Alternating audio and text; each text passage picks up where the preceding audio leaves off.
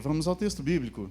Trouxe uma mensagem para vocês, para nós todos, né? Espero também, o pregador sempre espera que a mensagem fale consigo, com ele mesmo. E às vezes a gente apanha, viu? Às vezes a gente pregando leva umas. Baseada no Evangelho de Marcos, Evangelho segundo Marcos, capítulo 15, a partir do versículo 33.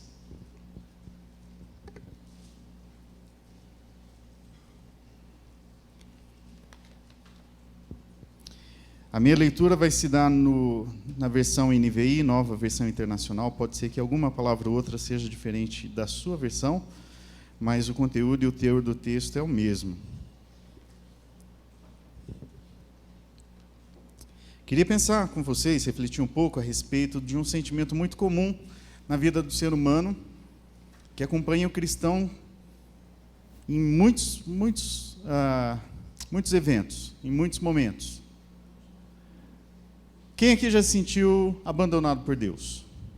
Sentiu uma certa distância, sentiu que Deus estava mais longe do que gostaria que Ele estivesse. Parece que num silêncio profundo, um silêncio que incomoda, a gente tenta clamar, pedir, conversar e parece que Deus não está se importando, virou o rosto, fechou os olhos, tapou os ouvidos e não está nem aí para mim. Há aquela sensação da oração de não passar do teto, parece que não chega até Deus. Deus está tão lá longe que eu me sinto só. Já se passou? Já passou por situações assim? Pois é. E principalmente a gente passa situações assim quando a vida está difícil. Quando está fácil, quando a gente está em comemoração, é mais fácil, parece que fica mais fácil reconhecer a ação de Deus nas nossas vidas. Deus abençoando, Deus, aí a gente celebra, canta louvores, Deus, como o Senhor é bom, como o Senhor é agradável, como o Senhor me abençoa. Isso é muito bom servir ao Senhor, mas quando chega o perrengue, quando a dor chega a bater aqui nas costelas, quando dá um piripaque, quando a notícia vem, que tira a nossa base, Deus, cadê o Senhor? Deus, onde é que o Senhor está? Isso não é comum só para a gente, não, isso já acompanha todo o povo de Deus desde muito tempo. Quer ver alguns textos do Salmo que eu trouxe para você? Pode deixar em Marcos mesmo, mas eu vou ler aqui meio corrido, assim, acelerado, porque eu vou para vários salmos diferentes, um versículo de cada um. Salmo 10, 1. Olha alguém se sentindo longe de Deus. Senhor, por que estás tão longe? Por que te escondes em tempos de angústia? O 13:1 diz, até quando, Senhor? Para sempre te esquecerás de mim? Até quando esconderás de mim o teu rosto? Aliás, esse Salmo 13, indico a leitura dele, porque é um dos salmos mais profundos de lamento profundo mesmo, um sentimento de abandono, de distância e de angústia profunda. Tem uma repetição desse até quando por 4 vezes. Se você estiver sentindo assim, leia Salmo 13, mas perceba também que ele termina com expressão de louvor. Salmo 28:1 diz, a ti eu clamo, Senhor, minha rocha, não fiques indiferentes para comigo, se permaneceres calado, serei como os que descem a cova. E o 38:21 para finalizar, Senhor, não me abandones, não fiques longe de mim, ó meu Deus. E daí a gente poderia recorrer a outros textos do Velho Testamento, do Novo Testamento, gente fazendo suas orações a Deus com esse tom. Senhor, cadê o Senhor? Cadê? Eu estou sozinho. Mas olhando para esse texto que eu trouxe para nós como referência da nossa mensagem, eu queria poder compartilhar com vocês uma possibilidade de mudarmos um pouco essa visão que nós temos, dessa distância que muitas vezes sentimos a respeito de Deus, que não é bem assim não, porque se Deus nos abandonasse, o negócio ia ser feio. Se Deus se retirasse um pouquinho, aumentasse, ou se distanciasse, de fato, a gente ia sentir uma agonia extrema. Confiram comigo o que diz o texto bíblico de Marcos 15, a partir do 33. É a cena da crucificação de Cristo. E houve trevas sobre toda a terra, do meio-dia às 3 horas da tarde. Por volta das 3 horas da tarde, Jesus bradou em alta voz, Eloi, Eloi, lama sabachthani, que significa, meu Deus, por que me abandonaste? Quando alguns dos que estavam presentes ouviram isso, disseram: ouçam, ele está chamando Elias. Um deles correu, embebeu uma esponja em vinagre, colocou-a na ponta de uma vara e deu a Jesus para beber, e disse: deixem-no, vejamos se Elias vem tirá-lo daí. Perceberam um tom de zombaria aqui? Mas Jesus, com um alto brado, expirou. E o véu do santuário rasgou-se em duas partes, de alto a baixo. Quando o centurião que estava em frente de Jesus ouviu o seu brado e viu como ele morreu, disse: realmente, este homem era o Filho de Deus. Senhor, nos acompanhe mais uma vez na meditação da palavra do Senhor, preparando nossos corações e nossas mentes, trazendo transformações necessárias para que a gente saia daqui mais parecidos com Cristo, nosso Senhor, nosso alvo. Ó Deus querido, que possamos conhecer um pouco mais da realidade do reino de Deus e viver essa realidade. E os presentes que ganhamos, as bênçãos que acompanham a salvação que é a maior de todas. Em nome de Jesus oramos. Amém.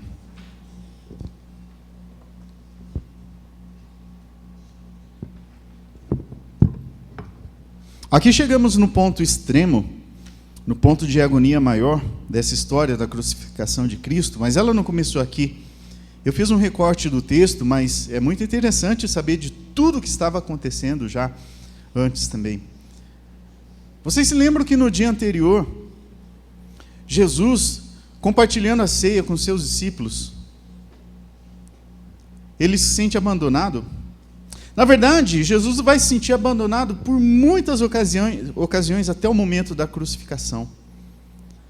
Jesus foi quem de fato sentiu o abandono completo de Deus. Esse dia foi marcado como um dia de eventos de muita dor e de sofrimento. Como eu falava, Jesus, compartilhando sua ceia com seus discípulos, um deles já deixa a mesa para trair, já abandona Cristo. Jesus segue para o monte para orar com seus discípulos, e mais uma vez é abandonado por eles, porque os discípulos não aguentam e caem no sono. Jesus vai lá e ainda tenta dar uma cutucadinha, né? Estou aqui em aflição, me acompanhe em oração, e os discípulos mais uma vez dormem. Jesus é levado no meio da madrugada, preso, traído por um dos seus discípulos, e de manhã bem cedo, diante do Sinédrio, é condenado por blasfêmia. Que grande ironia, porque Jesus, o Deus encarnado, é condenado por dizer coisas contra Deus, coisas erradas a respeito de Deus. Cuspido e espancado, e mais uma vez abandonado por um outro discípulo, que Pedro, negando Cristo. Um dos seus discípulos ainda mais próximos. Aí diante de Pilatos, uma autoridade romana, aquela única autoridade que tinha o poder para aplicar a sentença capital de crucificação, foi exposto ao público e mais uma vez abandonado, agora abandonado pelos homens, que gritavam: crucifica-o, crucifica-o. Queremos Barrabás solto, mas não queremos Jesus. O que sobrou para Jesus? Sobraram então os açoites. Dentro da sede do comando militar, soldados zombaram dele, com um manto, a cor púrpura, com uma coroa de espinhos colocada na sua cabeça. Cuspiram, bateram, espancaram, deram com uma vara em sua cabeça. E os homens abandonando Cristo. Pegou a sua cruz, seguiu pela via dolorosa, rumo ao lugar conhecido como lugar das caveiras, ou da caveira, também conhecido como Gólgota. E aí, possivelmente por exaustão, pela noite cansativa que tinha passado, em vigília, mas apanhando logo em seguida, as suas forças físicas já não deram mais conta e ele caiu. E alguém foi forçado a ajudar Jesus. Não teve uma alma, alguém voluntariamente, vendo o sofrimento e a dor de Cristo, para se achegar e falar: eu ajudo. Não. A ajuda veio porque alguém foi forçado. Desprezo. E às 9 horas da manhã ele foi despido e crucificado. As suas mãos e seus pés foram atravessados por grandes pregos. E foi contado como um transgressor, um fora da lei. Uma placa tentando expor Jesus ao vexame. Aqui está o rei dos judeus. Veja o que acontece com ele. Pendurado na cruz, com intensa dor e agonia, continuou recebendo o desprezo e a zombaria dos homens. Em outros evangelhos, a gente lê: desce daí! Salvou os outros, não é capaz de se salvar? E ao meio-dia, conforme o texto diz, que nós acabamos de ler, ao meio-dia e até às 3 horas da tarde, a luz é convertida em trevas e a escuridão tomou conta do cenário. Trevas no céu, no período mais claro do dia. E nós podemos perceber aqui um significado simbólico, espiritual dessas trevas. Podemos entender isso como um símbolo de trevas espirituais. Trevas que envolveram Jesus. E trevas, segundo a Bíblia, é um simbolismo de separação de Deus. Porque Deus define, ou a Bíblia define Deus como luz. Deus é luz. E não há nele trevas nenhuma.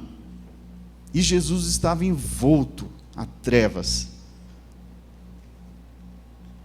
Trevas é também a descrição do inferno. Lugar de dor, de sofrimento e de ranger de dentes.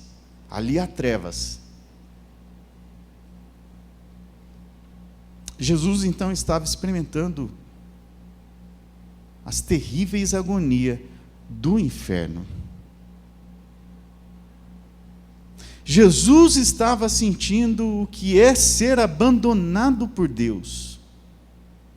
E viveu essa experiência por mim e por você. Para que nós não passássemos por essa experiência.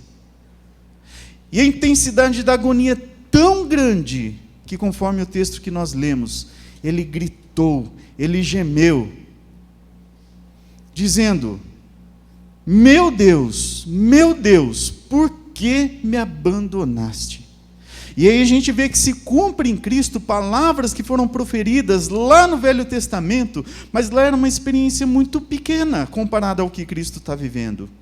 Esse texto, que é um texto de Salmo 22, primeiro versículo, continuaria assim: porque está tão longe de salvar-me, tão longe dos meus gritos de angústia, Senhor, meu Deus, por que me abandonaste? Irmãos, estão conseguindo compreender o que seria a agonia de ser abandonado por Deus? Qual a intensidade da dor que estaria reservada para nós, se Deus nos abandonasse? A gente já pode ter uma imaginação, fazer uma suposição do que seria a dor física de Cristo, olhando as suas chagas, olhando o seu corpo dilacerado. Irmãos, a gente sabe, uma raladinha no joelho já faz a gente contorcer de dor. Pense em 40 açoites nas suas costas, um caniço dado na sua cabeça, uma coroa de espinhos, pregos encravados nas suas mãos e nos seus pés, e logo em seguida uma lança atravessando o seu corpo. Isso é a dor física, que talvez a gente tenha uma noção do que seja. Mas existe uma dor ainda muito mais profunda, que atingiu a alma, chegou lá no mais íntimo ser de Cristo, no nível espiritual. Um livro muito bom, de um autor reconhecido, chamado John Stott, A Cruz de Cristo, é o livro dele. Diz o seguinte, nas palavras desse autor: podemos até ousar dizer que nossos pecados enviou Cristo ao inferno, não ao Hades, mas ao inferno chamado Guerrena. A Bíblia tem 2 termos para inferno: ao Hades, o lugar dos mortos, e ao Guerrena, que é o lugar de castigo, a que nossos pecados condenaram antes que seu corpo morresse. Nesse mesmo livro, esse autor cita Calvino, tratando esse mesmo assunto, E Calvino fala: se Cristo tivesse morrido apenas uma morte física, teria sido ineficaz. A menos que a sua alma partilhasse do castigo, ele teria sido um redentor de corpo somente.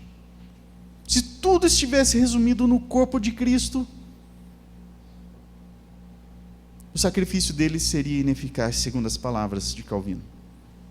Ele pagou um preço maior e muito mais excelente ao sofrer em sua alma os terríveis tormentos de um homem condenado e abandonado. Uma separação real e pavorosa aconteceu entre o pai e o filho. Ela foi aceita voluntariamente, tanto pelo pai como pelo filho. Foi devido aos nossos pecados e à sua justa recompensa. Dá coragem agora falar que Deus nos abandonou, comparando esse nível de sofrimento e agonia? Não, na verdade a gente nunca experimentou esse abandono de Deus. Eu perguntaria para você, por que Cristo se submeteu voluntariamente a isso? Porque ele não precisava, ele não tinha pecados para pagar, ele foi o único que pisou nessa terra e foi perfeito do começo ao fim, sem um único pecado, nenhuma mancha no seu currículo, e nem mesmo na sua alma. Mas ele se submeteu, em obediência ao Pai. E por que fizeram esse plano? Porque executaram esse plano, porque chegaram até as últimas consequências. Versículo 38, voltando ao texto mais uma vez. E o véu do santuário rasgou-se em duas partes, de alto a baixo. Aqui está simbolizado o que Cristo veio fazer por nós. Conhece bem o que significa essa expressão? O véu que foi rasgado? Que véu é esse? Onde é que ele estava? O porquê que ele foi rasgado? Qual o símbolo que isso representa para nós? A gente tem que conhecer um pouquinho do Velho Testamento e caminhar lá pelo templo do Antigo Testamento. O templo que já caiu, não existe mais. Nesse templo existiam vários setores diferentes. O setor mais externo, chamado pátio externo, onde muita gente podia transitar por ali. Mas existia também uma construção mais fechada, de dois ambientes distintos. Um ambiente chamado Santo, e um ambiente mais interno, depois desse local chamado Santo, esse cômodo chamado Santo dos Santos. O lugar santo era o lugar em que os sacerdotes podiam adentrar. Sacerdotes já não eram uma pessoa qualquer do povo, eram homens escolhidos pelo próprio Deus, para serem representantes do povo, para oferecerem os serviços, o culto, os sacrifícios, as ofertas a Deus. Mas nesse Santo dos Santos, um local completamente reservado, somente o maior dos sacerdotes, o sumo sacerdote, podia entrar. Uma vez por ano, depois de um ritual intenso de purificação, por causa dos seus pecados e dos pecados do povo. Lá ele ia encontrar a Arca da Aliança, as tábuas da lei, o símbolo da presença de Deus no meio dos homens. Mas para que ele pudesse adentrar, ele tinha que passar pelo ritual de purificação. Inclusive amarrado, era colocado uma cordinha no calcanhar dele.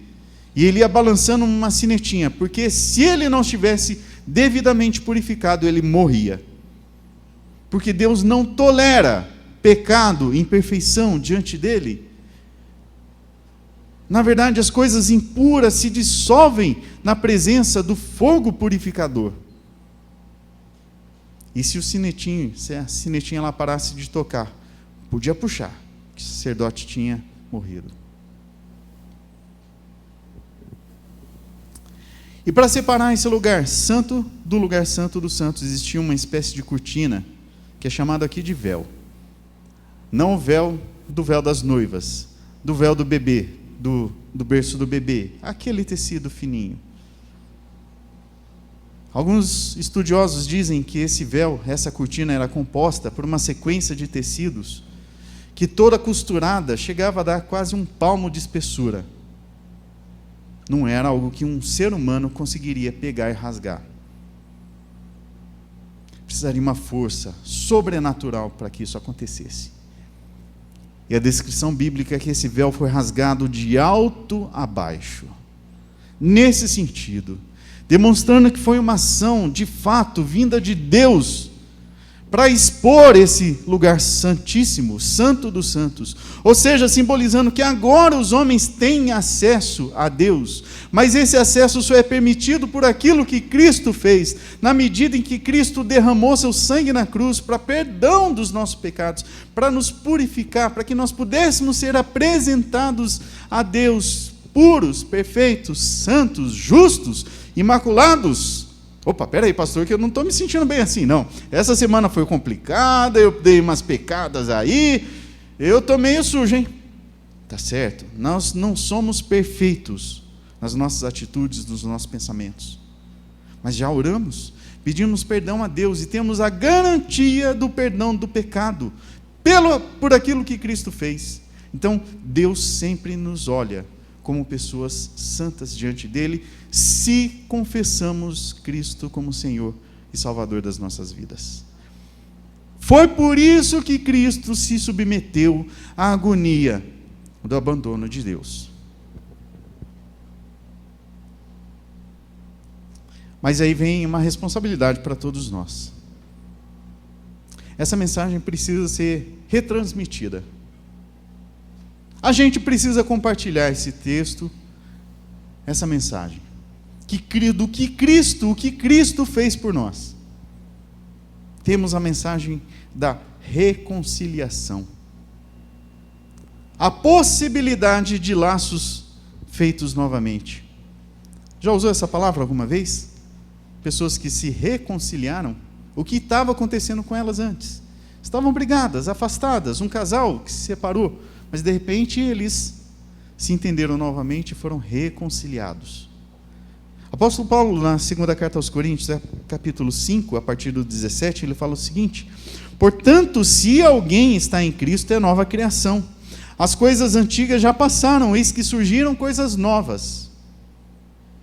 Somos então nova criação. Tudo isso provém de Deus, que nos reconciliou consigo mesmo, por meio de Cristo, e nos deu o ministério da reconciliação.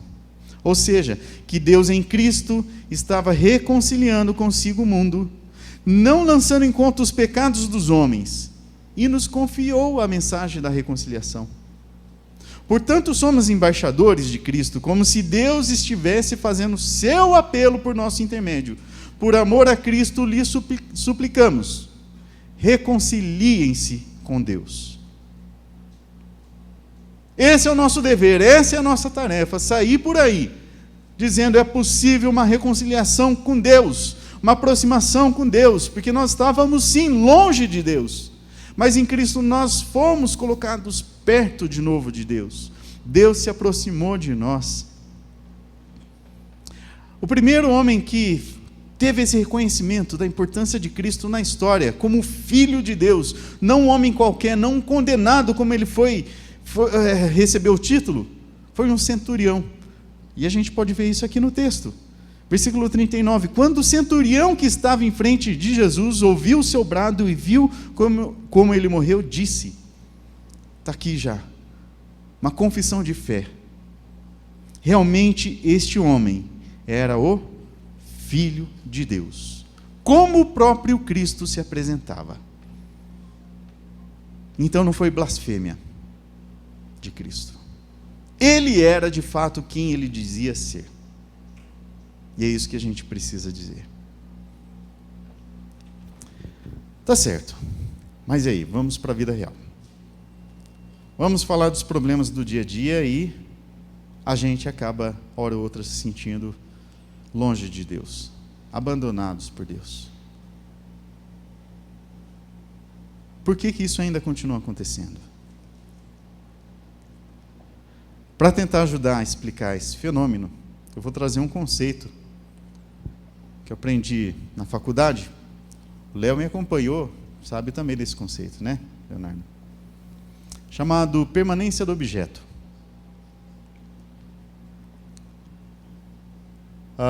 Quem estuda o desenvolvimento infantil vai falar sobre esse conceito, que é o seguinte: quando você tem uma criança muito pequenininha, ela não tem o conceito da permanência do objeto muito bem desenvolvido. Para ela, o que existe no mundo é o que está diante da vista dela. Conhece então, né? É o que ela pode ver, tocar, perceber com seus 5 sentidos. Senão, não existe. É por isso que a criança chora quando o papai e a mamãe saem do quarto, saem das vistas dela. Aí quando chega, está ali, dá uma atenção, acalma. Ah, então existiu. Então para a criança é assim, existe e deixou de existir. Existe e deixou de existir. Se deixou de existir, a criança se sente completamente abandonada. O pastor Noedi me emprestou uma caneta, porque eu não trouxe a minha da manhã, então, para quem viu a mensagem da manhã, é um artigo novo agora. Totalmente diferente. Para ilustrar o conceito, como é que funciona na cabeça da criança? Criança bem pequenininha. Existe. Se tapado os olhos dela, essa caneta não existe mais. Aí mostra de novo, a caneta existe. E não existe mais. Esse processo acaba acontecendo com a gente bem no nosso relacionamento com Deus. A gente atribui a existência, a permanência, o cuidado de Deus na medida que a gente consegue ter sentimentos, experiências do que Deus está fazendo, falando, da forma que Deus está agindo. Porque se de repente eu não sinto, não vejo, não ouço, eu já falo, Deus não existe mais. Mas o que nós entendemos a partir da Bíblia? Ele está conosco. Porque se nós fôssemos abandonados, nós sentiríamos, nós passaríamos por essa aflição que Cristo passou. Essas trevas nos envolveriam. Então vamos lá, vamos fazer um exercício aqui, simbolizando que essa caneta seja Deus. Deus existe? Sim. Muito bem. Deus existe? Ele existe mesmo. E a gente vai tendo experiências assim, de repente mais longe, mais perto. Mais longe, mais perto. Mas aí se vem o desafio. Deus existe? Sim. Opa, agora bambiou.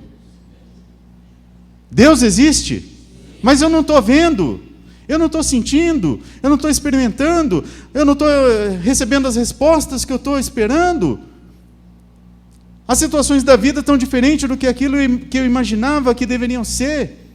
Deus não está me respondendo conforme eu quero. Deus me abandonou. Não, Deus não abandonou. Deus está perto, Deus está cuidando, Ele existe. E Ele vai cumprir as suas promessas, a sua palavra. Ele não prometeu da vida suave, tranquila, cheia de regalias. Ele disse que essa vida ia ser difícil.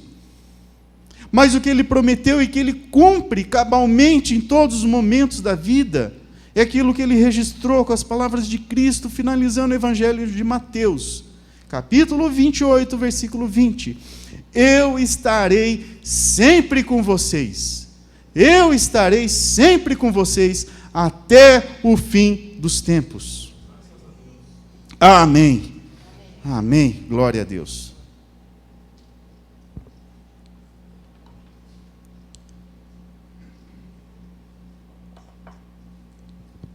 Onde 2 ou 3 estiverem reunidos, completem para mim.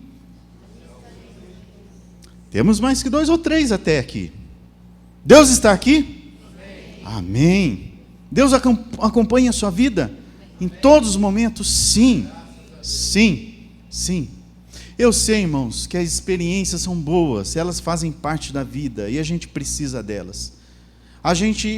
O ser humano é composto por diversas esferas. E a esfera emocional, ela também faz parte, a gente precisa disso, de repente um toque, algo ali especial para aquecer nosso coração. Mas mais importante do que sentimentos, é saber que Deus está presente. Eu posso não estar sentindo, posso não estar vendo, mas eu sei que Deus existe, independente dos meus sentimentos, da minha capacidade de sentir Deus ou não. Deus está presente e nunca nos abandona. É assim que é. Vamos compartilhar essa notícia boa por aí? Vamos? Tem muita gente aí se sentindo abandonado. Passa no hospital para você ver. Visita o hospital. Uma das perguntas mais recorrentes é essa: ah, se Deus me amasse, eu não estaria aqui. Ele não me ama, Ele me abandonou. Mas não é só hospital não, né? Eu imagino que você conhece algum colega de trabalho, alguém na sua família, lá na faculdade, o seu vizinho. Vixe, tem tanta gente por aí que precisa escutar isso. Que Deus em Cristo Jesus reconciliou. Quem abandona? É Deus ou é homem? É o homem. Desde o Éden, não é não? Desde o Éden, o homem vira as costas para Deus. E desde o Éden, Deus se mostra: Adão, cadê você? Eu vim te procurar, Adão. Deus nos abençoe. Pai querido, obrigado por esse tempo aqui, pela palavra do Senhor. Aplica ela nos nossos corações, nas nossas mentes, nas nossas vidas. Possamos experimentar como sabor agradável no nosso paladar. Que ela transforme, ó Deus, as nossas convicções. E que naqueles momentos mais tensos, nós possamos ser confortados pelo Espírito Santo, que está em nós, sobre nós e entre nós. A presença real, definitiva e eterna de Cristo acompanhando o seu povo, como assim Ele prometeu. Em nome dEle que nós oramos. Amém.